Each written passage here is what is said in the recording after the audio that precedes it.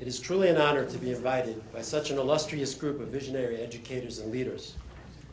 I am truly in awe of your sincere commitment to take Jewish education into the 21st century to even greater heights.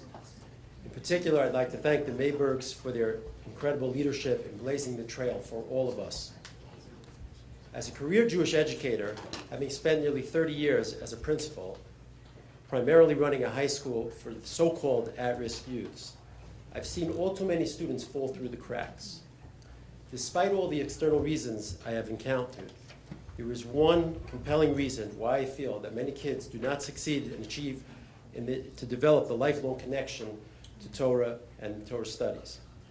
And that reason is simply that mastering text, which is the bedrock of our entire heritage, and is what enables us to fully integrate Torah into our daily lives, is often not achieved by our students. The frustration many experience, and sometimes outright disinterest in attaining mastery, often lead to more problems down the road. Our revolutionary system enables each and every student to connect to our holy texts at their own level and their own unique way in the spirit of Chanoch Lana'ar al Pi Darko. I wish I had access to this many, many years ago. Who knows how many precious neshamas could have been saved and would become lifelong learners, fully comfortable with our beautiful heritage and its sacred writings.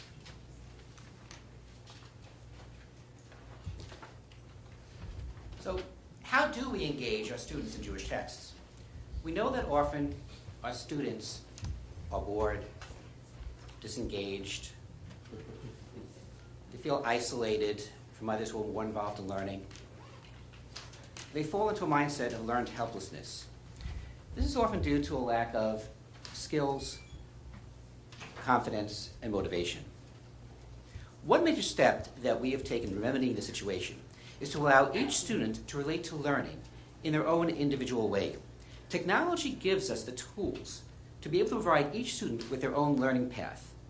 This gives each student a feeling of autonomy and success. The instructor's role will be to guide the student so that they will be adequately challenged. It is imperative to make sure that learning is at the optimal level of difficulty, so the students are not bored from work's too easy or frustrated from work that's too difficult. Technology allows us to build a learning environment around each student's so-called sweet spot of challenge. We use a concept called app smashing to create this environment. App smashing is the process of using multiple apps in conjunction with one another to complete a final task or project. However, we have taken this idea to another level. We use app smashing to create a new approach to the entire learning process from beginning to end. Bloom's revised taxonomy is the conceptual framework that we use for guiding the learning process. We take students from the simplest of cognitive tasks to the most complex by giving them the tools they need to help them develop their skills. Each tool or app is used to target a specific cognitive goal.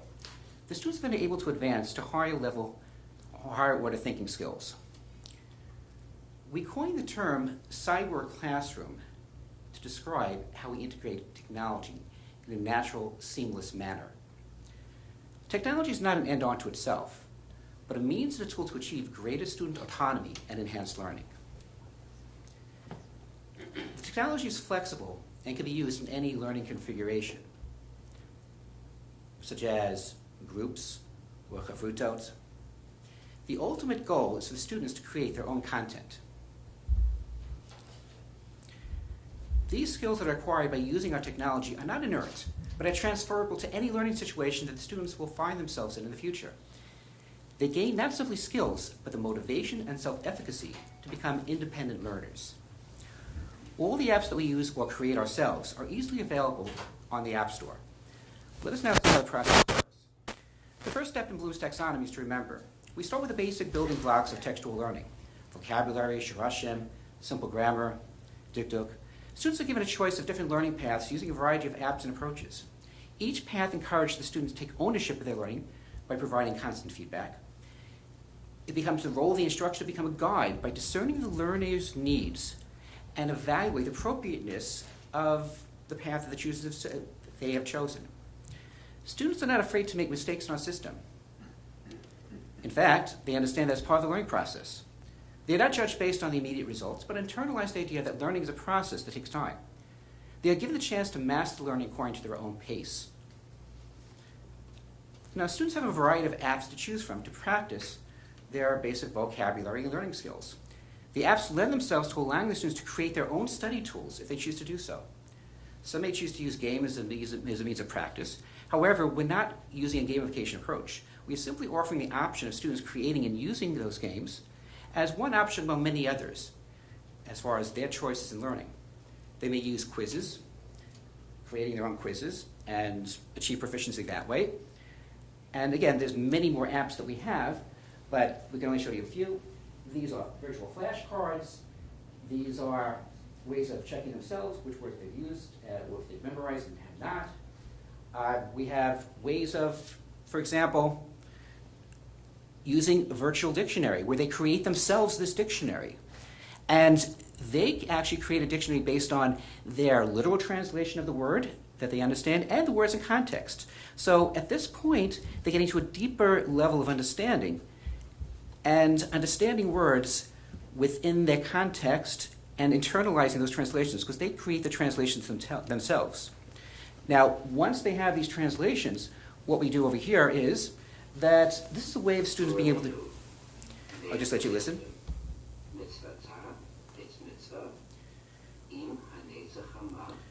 With the rising sun, day in order she is more to put together. Now, this allows students to be able to practice on their own. We have so many students that don't have parents to be able to learn with at home. And here, they can practice. And what's great about this is that actually students themselves create their own videos and give it to their friends. And they practice based on those videos, assuming that we check before and make sure that's correct. Now, that's part of the whole system here in terms of collaboration is an extremely important part of the classroom. They work together. There's a sense of camaraderie and positive achievement. Not trying to outdo each other. Friends help each other, and the students are not drowning in a sea of frustration. If someone needs extra help, the instruction can be there to help them, since much of the learning is done autonomously.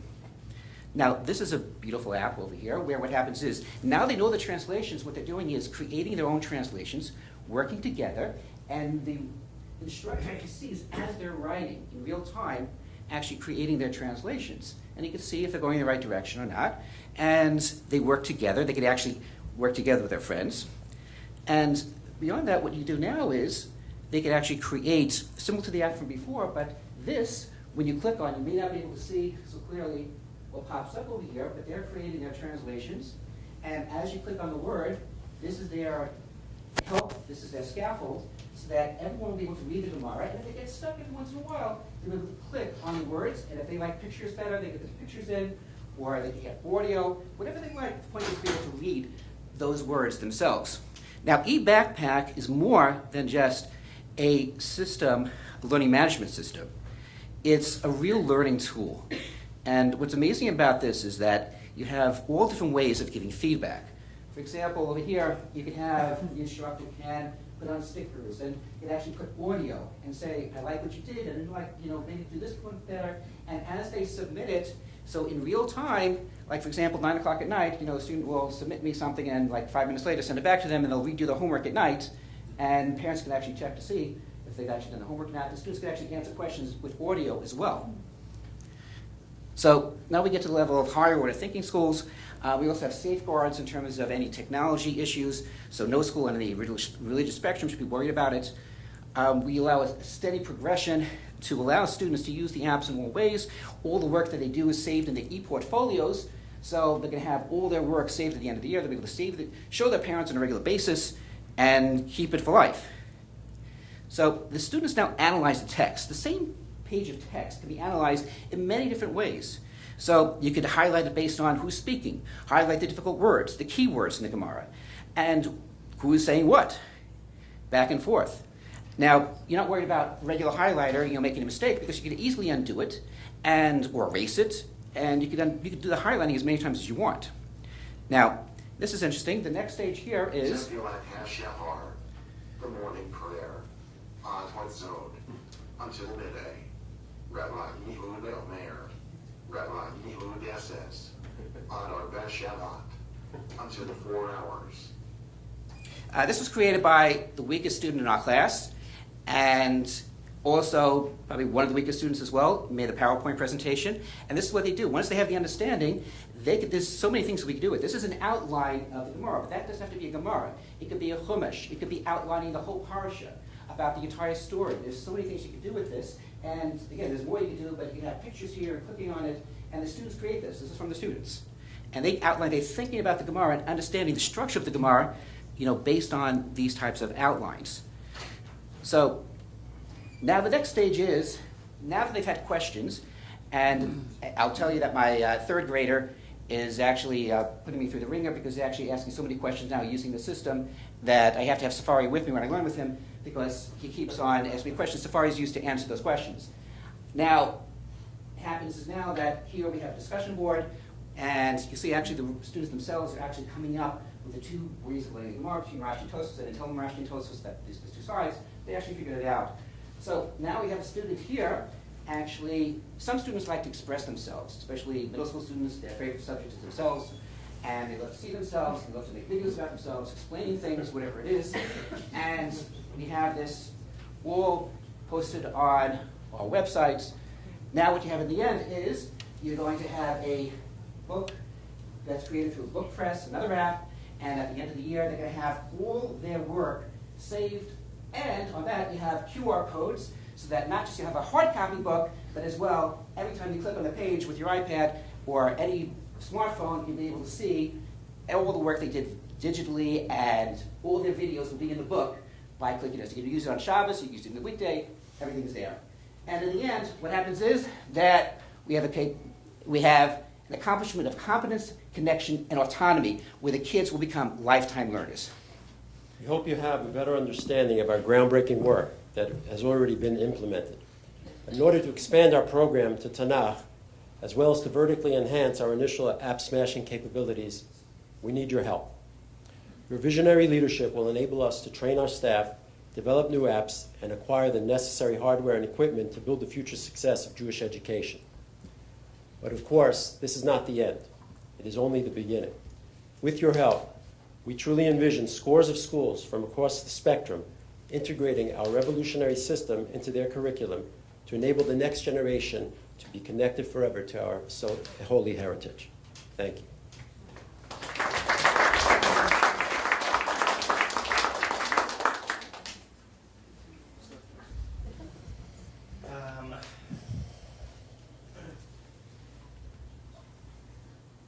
Okay.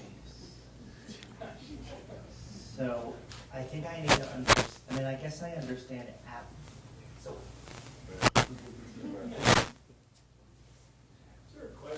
Sorry. There's a question.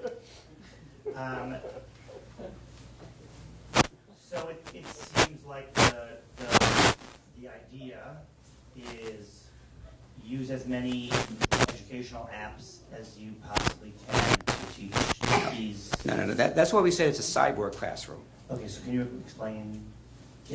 In other words, it seems to me that this is about as many apps as you can. So can you correct that? Okay.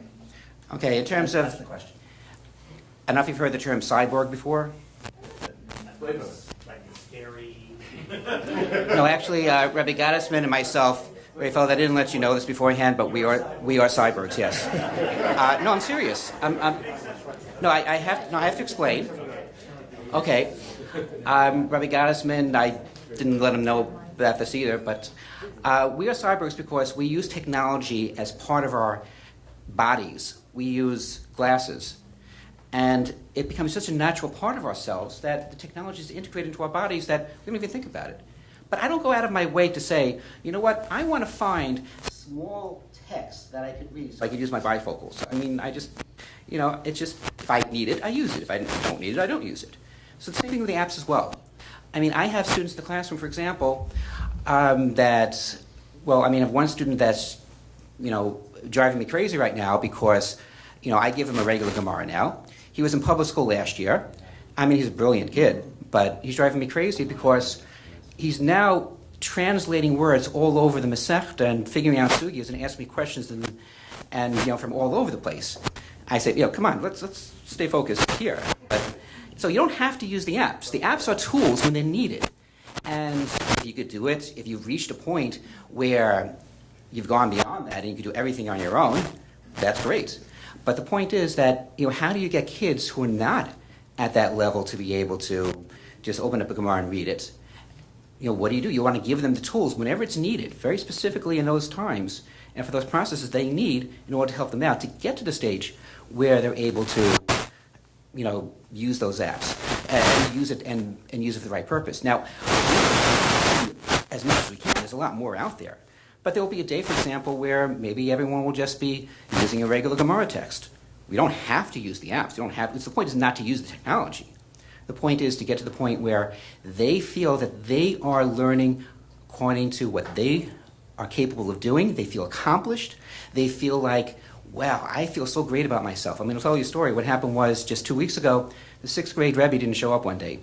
So, sometimes we get very short notice about these things. And so I was going to take 2 classes, 6th grade and 7th grade together. And I went down to learn. The 7th graders say, I have a great idea. One of them said, why don't we teach the 6th graders the Gemara that we're learning right now? Now, the 6th graders haven't learned Gemara yet. But it was amazing how they sat down together and did such an amazing job of teaching over what they knew. And they just knew it amazingly. And we're having an issue with one boy right now. He's probably the most difficult boy in the school. But when his friends taught him the Gemara, he knew it better than anyone else.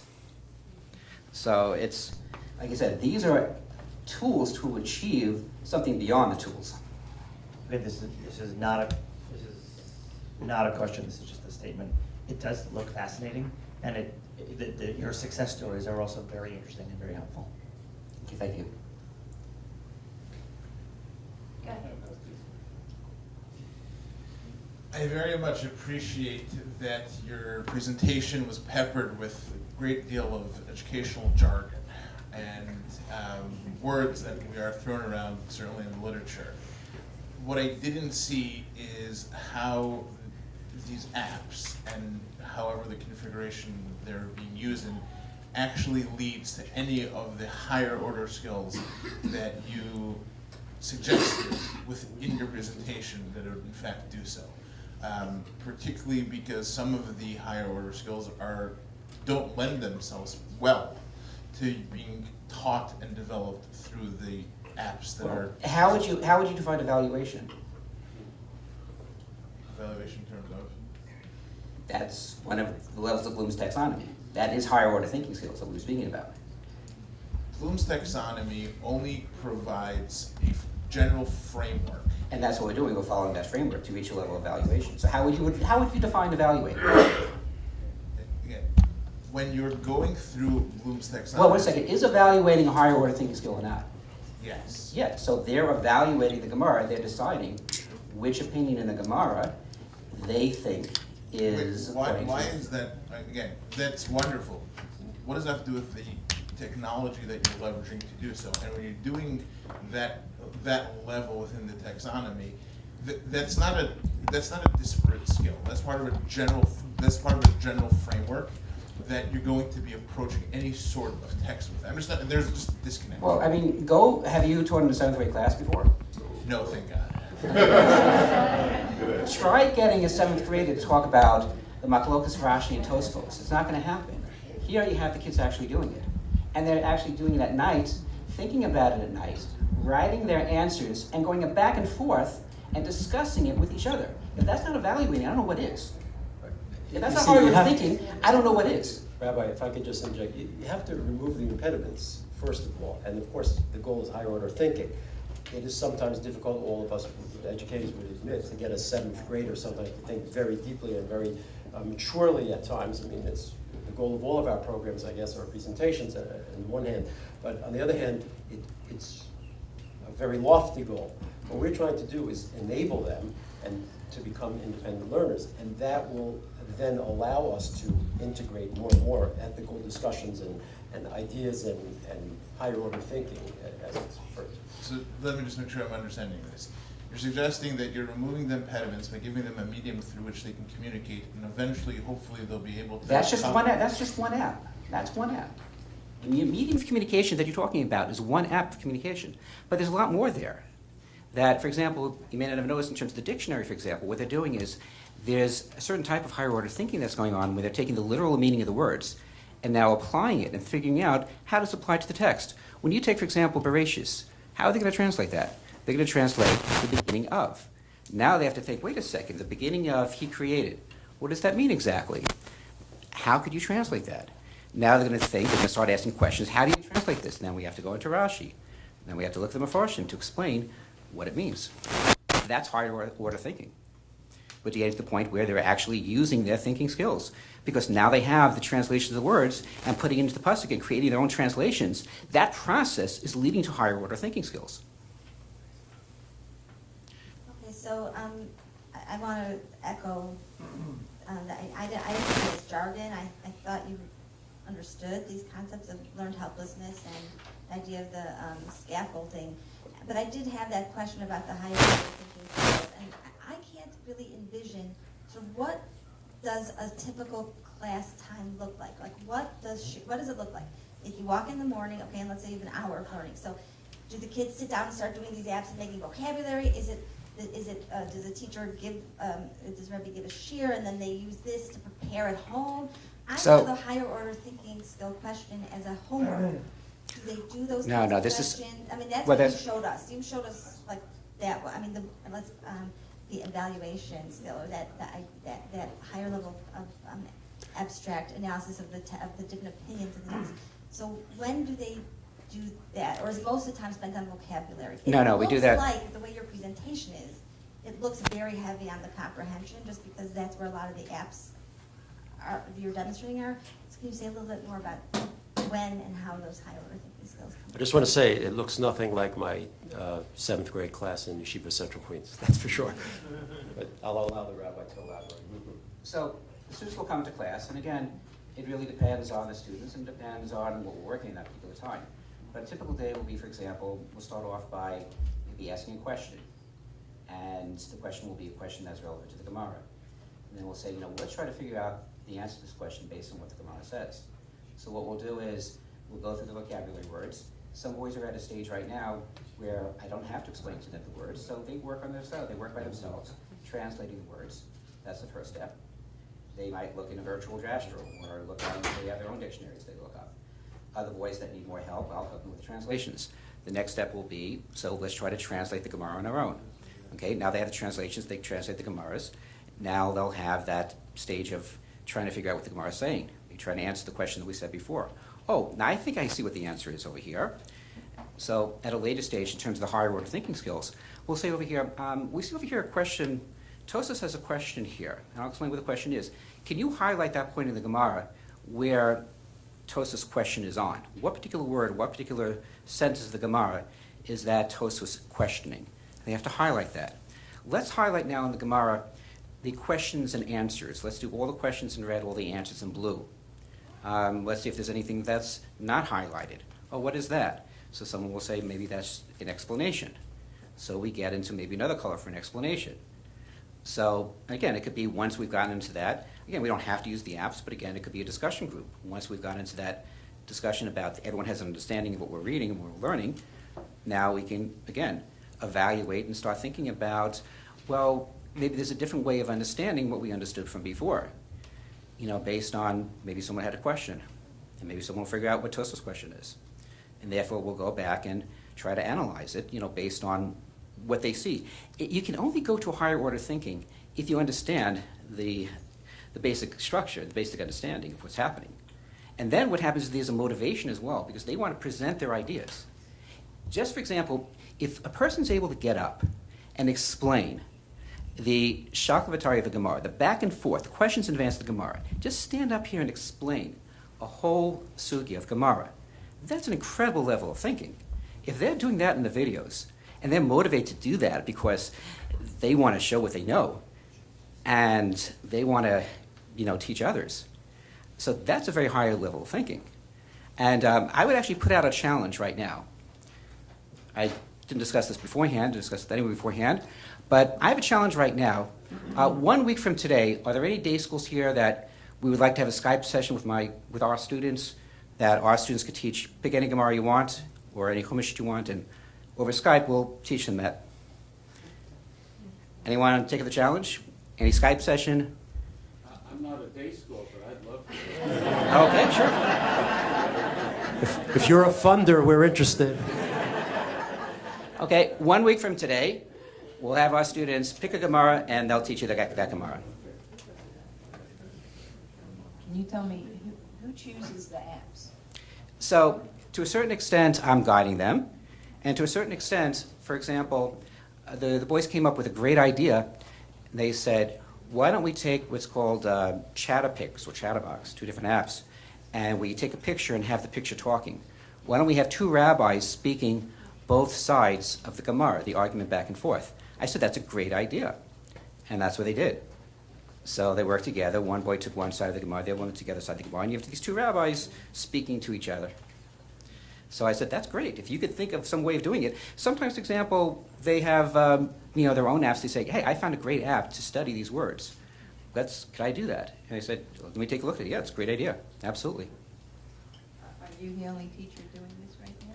Right now, basically, there's one teacher right now that we're working with, as a starting point. 6th grade, Right. Rabbi is also Right. doing it Right. Under Rabbi Schwartzberg's guidance.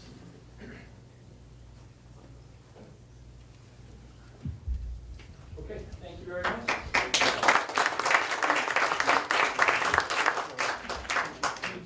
Have an alarm that's about to go